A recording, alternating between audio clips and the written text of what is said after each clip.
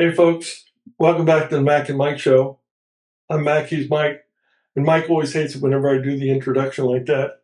Anyways, I like it. Um, we thought about what we were going to talk about this evening, and I kind of put forward the idea that recently, over the past couple of weeks, maybe ongoing, the United States of America and the nation of Canada have been in ongoing trade talks involving tariffs.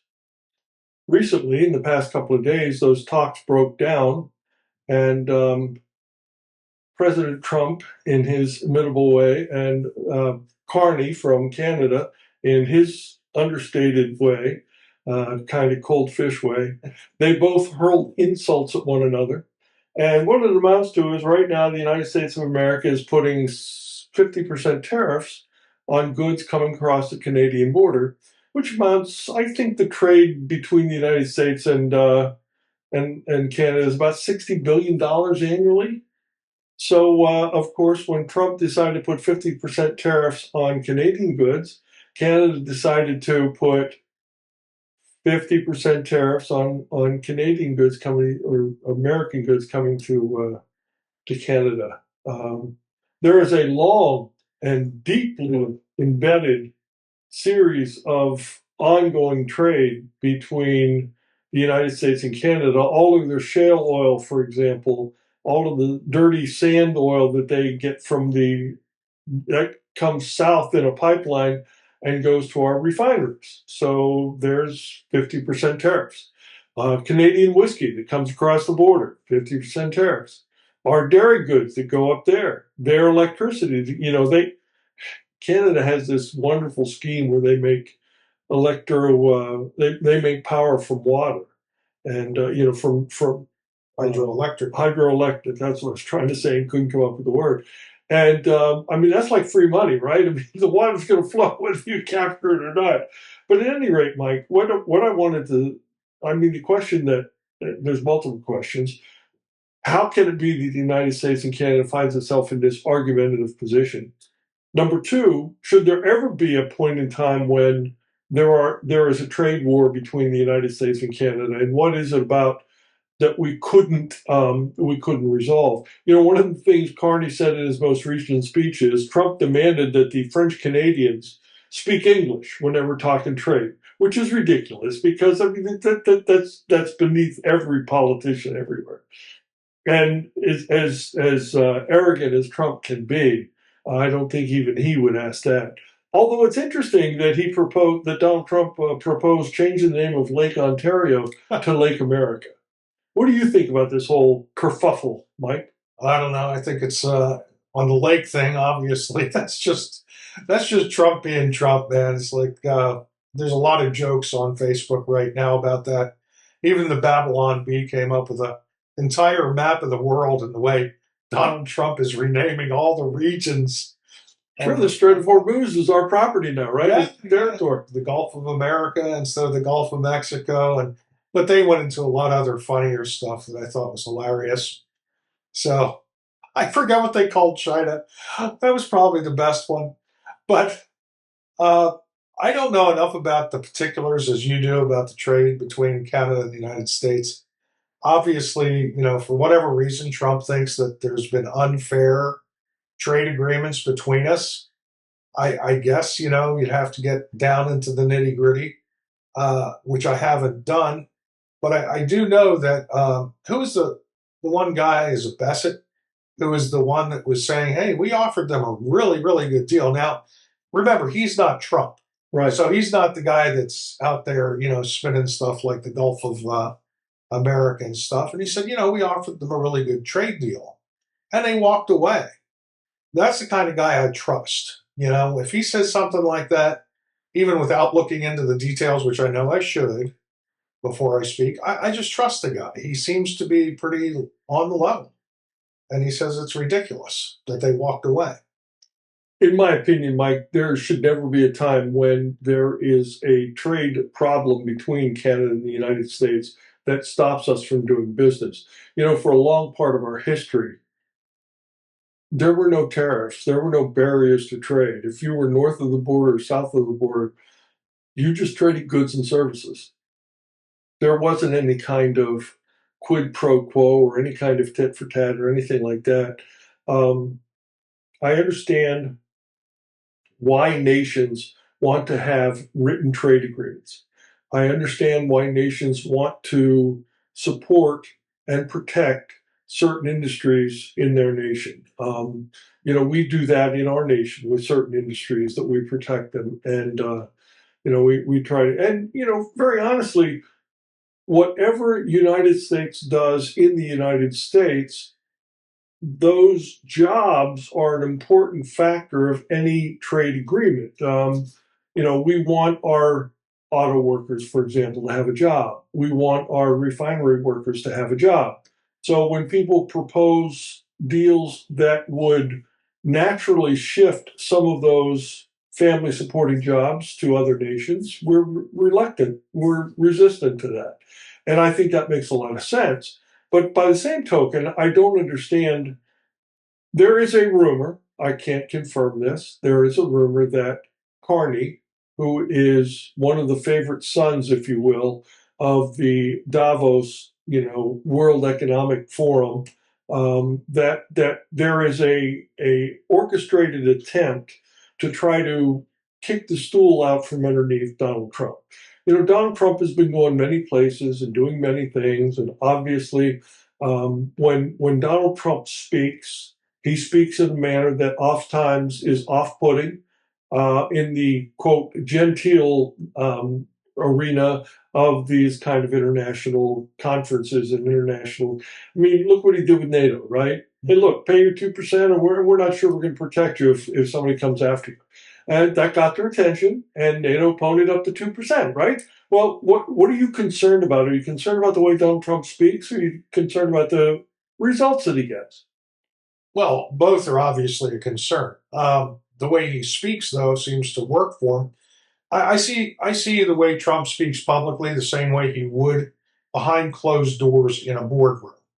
If we knew what went on in boardrooms, the kind of language people use with each other, we would think Donald Trump looks tame. Yeah. These guys are not very nice. And he talks about that quite a bit. He said, even Xi Jinping, he'll say, he's a tough negotiator, and he respects the negotiation. He doesn't talk about the fact that he's a communist that, really harms his people, but he says, when it comes to negotiation, facts are facts. Facts are facts, right? And you have to look at people on different levels, personal and professional, right? So personally, you don't like the way Trump talks, and professionally, but does it get results? Like I said, I had leaders in the military that I didn't particularly respect in a lot of ways, but on the level of leadership, I did. It's like, okay, they got the darn job, I say damn job done. I guess I can say damn job, but they weren't always nice about it. So that's how I see Trump.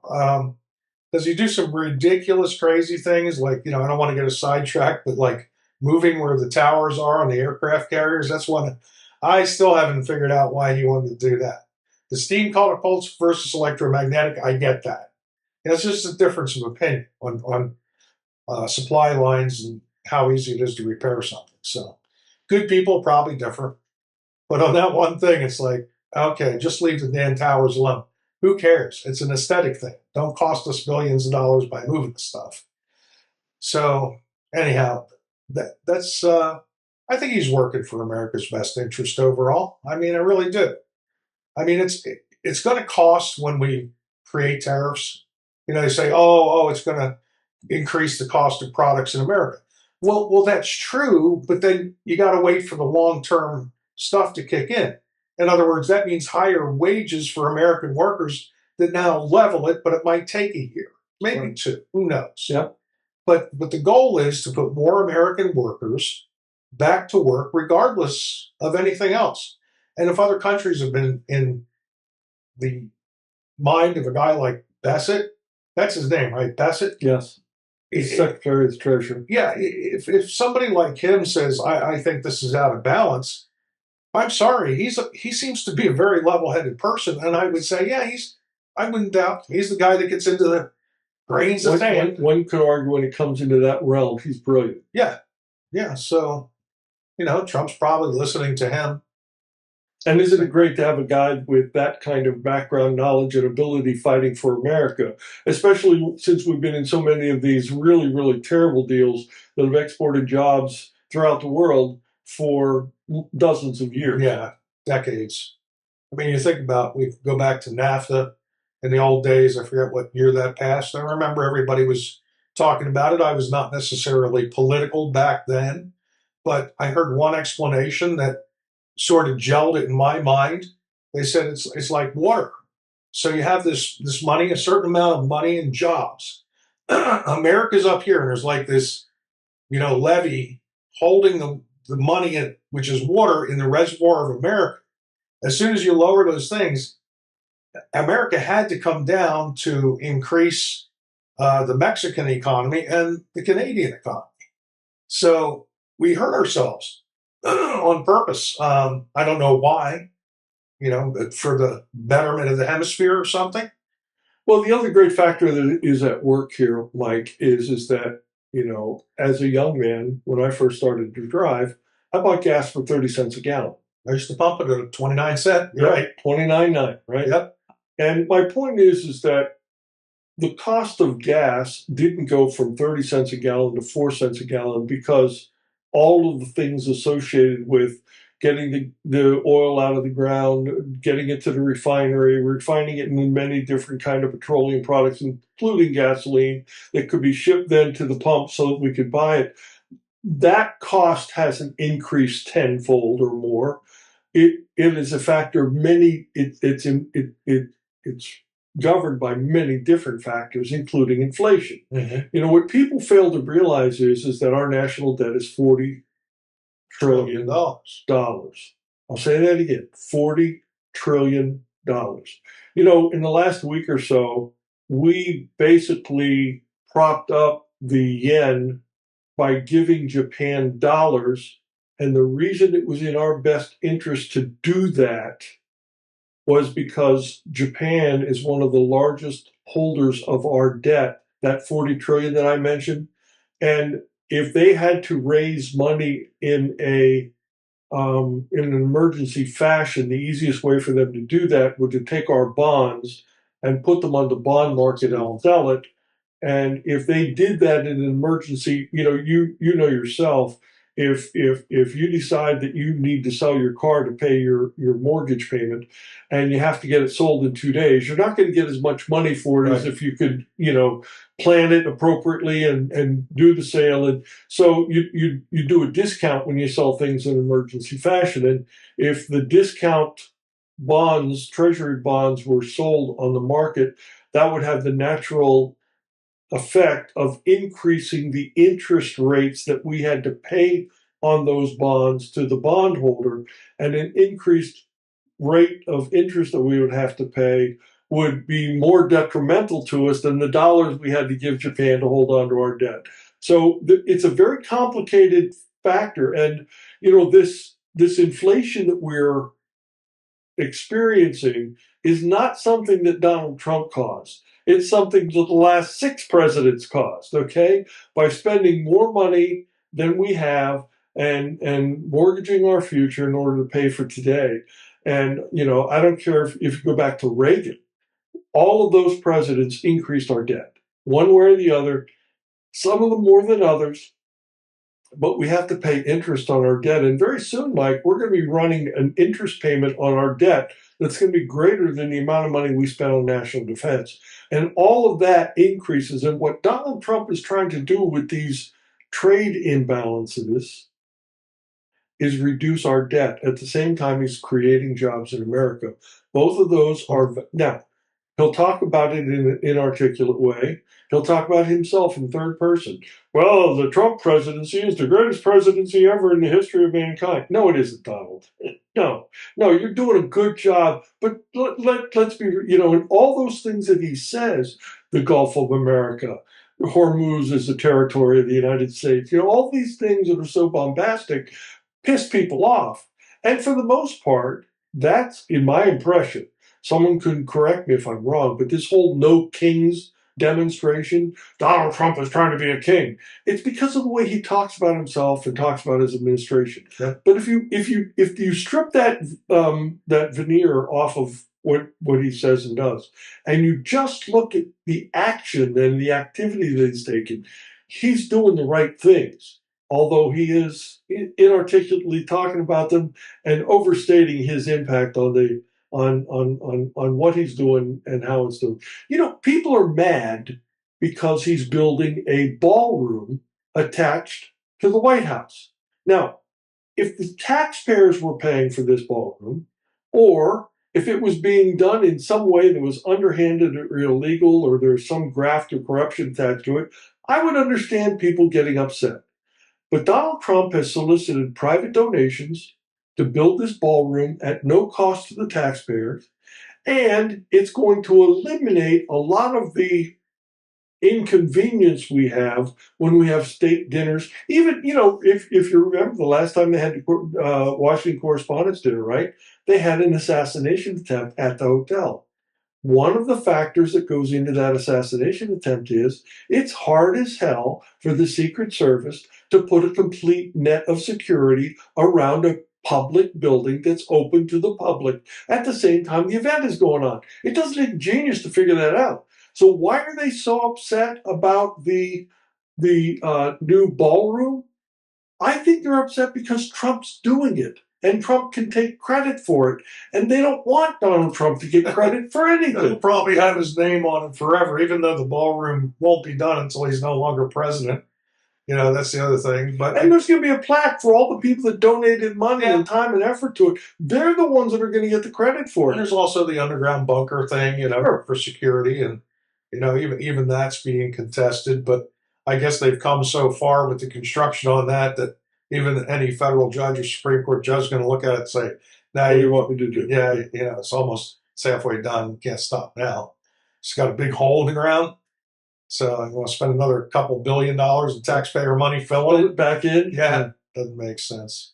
Well, again, my point is that when you look at what Prime Minister Carney and President Trump are doing, and you look at the many factors involved between the economies of the United States and the economies of Canada, Canada is dwarfed by the United States economy.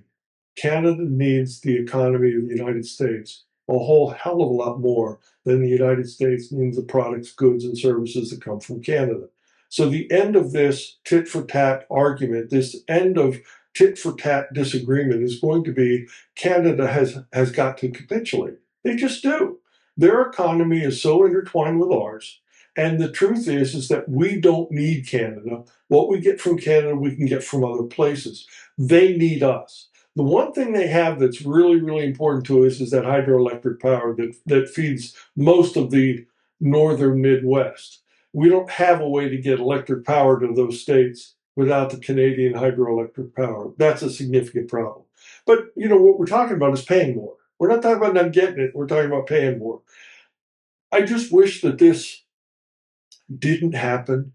I truly wish that, one of the arguments you could make is that what Donald Trump is doing, with all the many and various things he's doing, the war in Iran, he's trying to stop Iran from getting a nuclear weapon. Is America the place that's most at risk if Iran gets a nuclear weapon? Well, it's a crapshoot. They got missiles that'll go further than we thought. They proved that by launching some towards Diego Garcia. I mean, that would hit London. Can they hit the United States yet? No, not really. And even if they could, our defenses would be able to stop them. Yeah, people don't realize that. It's not the missile that I'm worried about. It's the sneaking the dirty bomb into a porous board eventually. Yeah, right. Exactly. But we have nuclear detectors there too. But I don't know. You could always sneak something by. That's the point I'm trying to make is that Israel is the most at risk from Iran having nuclear weapons. Yeah, they're the first ones that were killed. And then, the Sunni and Shia dispute that has been going on for thousands of years.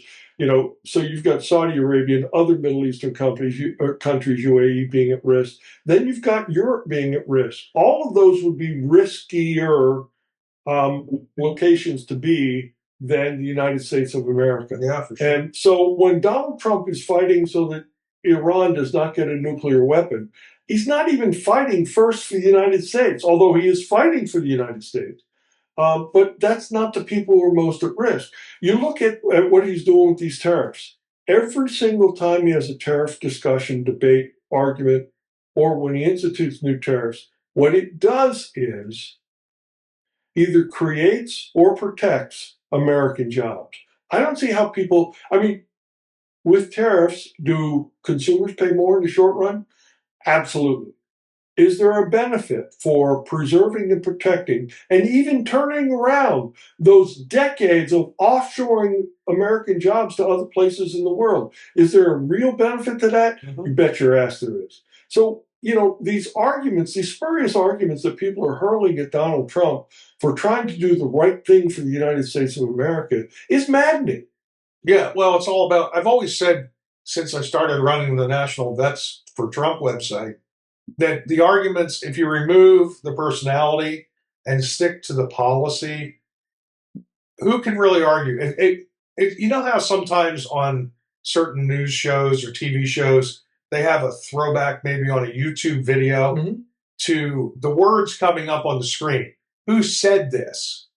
And you would think Donald Trump said it, but no, it was President Obama.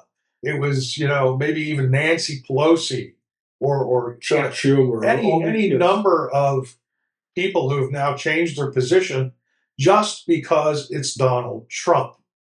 I mean, I've been watching Key and Peele. It's a comedy show. Now that I'm an old guy and I'm retired, I get to use my YouTube TV to watch all these shows I missed when I was too busy working. And these are back from when President Obama was president. And it's so enlightening to watch the things that are being said. Now, Key and Peele are both biracial men. They say they're black, but they both say they have white moms. And the one guy does a stellar impression of Obama. If you've never seen Key and Peele, please, matter of fact, we should do that after this. Just at least one episode. And so they had one where Obama was talking about deportation and how you had to have people out. See, and you look at that today and you think, that's a comedy skit, but they weren't making fun of him. They were making fun of people that stood against Obama on that issue. Yep. Now, isn't that crazy? Yep. That's like from 2012, 13. There were people in an uproar about the number of immigrants that Obama was deporting. Yes. And he defended it, and they were pro-Obama people, so they made him look good. Yep. But now it's just a matter, it's crazy. That's why so many people say, I didn't leave the Democratic Party, they left me.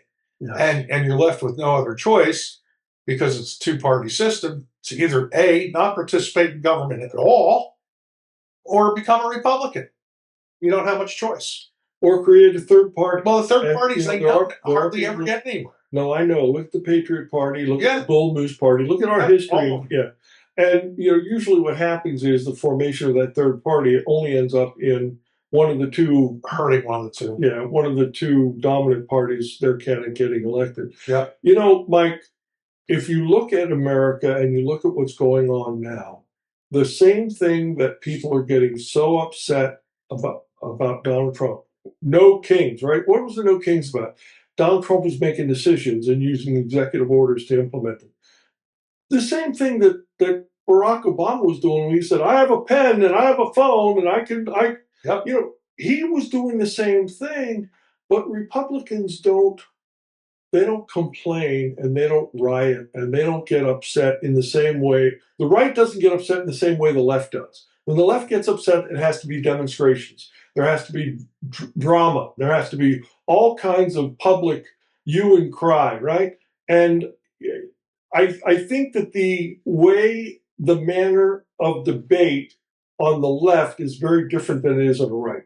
And I think that that's one of the things the right has to get used to and probably has to use more of the left's tactics in making their issues sing and stand up. Well, that's what Trump's doing. It's the rhetoric. He's using the rhetoric They used to be exclusively part of the Democratic Party's platform. Now, the thing that happened before Trump, what was the big thing? It's called the Tea Party. Yes. Everybody remembers that. Yep. If you're over 40, we're closer to, he's 71, I'm 68 and a half. So, wasn't it funny? You remember down in the mall, they had the Tea Party gathering, and it's just filled with people. And when they leave, there's people there from the group picking up trash. That place was cleaner when they left than when they entered. Yeah. As a matter of fact, while we were talking, I was just thinking, okay, everybody's going to mention January 6th. I don't remember, but I think after January 6th was gone, there wasn't trash everywhere. Yeah. Isn't that funny? Yeah. Nobody burned down any buildings. Nobody burned any cars. Nobody broke into stores and stole everything. Yep. Left and right protests are different. Yeah, and it was violent when somebody broke a window and maybe did some things, but it's a handful out of the 500,000 people that were there. It's a surprise. There's almost more than no damage. 1.5 million. I wouldn't go to something like that, but I just don't like crowds. But anyway, that's just me. I went to the inauguration on the first time, but not the second. We were talking about the tariffs and the trade imbalance and the trade deadline coming past, the trade inability to come to agreement between America and Canada. And let's face it, the United States and Canada needs one another. This trade deal will get done. I just think it's interesting that, one, I think you have to understand that as much as Canada needs the United States and the United States need Canada, Canada needs us worse. The other thing it seems apparent to me, I have no proof for this, so this is just a hypothesis and not a claim and not a criticism. It appears to me that the leadership of Canada is fronting for the World Economic Forum instead of for the nation state of Canada. Right. And I wonder if the Canadian citizens are aware of that. Because obviously, as you said, Bessent said we gave him a good deal. And I believe Bessent as well. I think he's a middle of the road, nonpartisan business guy who wants to do the right thing. So if Canada had a good deal, what would be the reason why Canada would refuse? And then lie about it and say things like, well, Trump insists that the French Canadians only speak English. That's, you and I both know that's bull. That might have come out of a joke somewhere, right? Well, what may have been is it may have said that the contracts have to be in English. Like that. Something like that. And then Carney extrapolated, can only speak, That's the kind of shit that goes, people take a kernel of truth, a nugget of truth, a grain of sand of truth, and extrapolate it into, okay. It's so funny. Remember the old movies back in the day, Humphrey Bogart and the hats that everybody wore in the 1950s? My grandfather used to wear one as a banker. And jokingly, Canada's called America's hat. So you notice how nobody wears hats like that anymore. No. Pretty much the same thing would happen if Canada disappeared off the face of the earth. It'd be just like, oh, we lost our hat. We'll make up for it somewhere else, Maybe we'll wear a scarf. Well, there are provinces of Canada want to be part of the United States and not part of Canada. Yeah, they can't. I read about that since you and I did our podcast on it. Mm-hmm. It's almost impossible for them to get that done. Well, the government, where the government is the stronghold of the left-leaning faction of the government of Canada. Well, it requires a large number of... Right. See, it's not just the people in the province. The rest of Canada has to vote on it too. I didn't know that. Yeah. So the rest of Canada would have to say, okay, we're gonna let these people separate. It's not going to happen.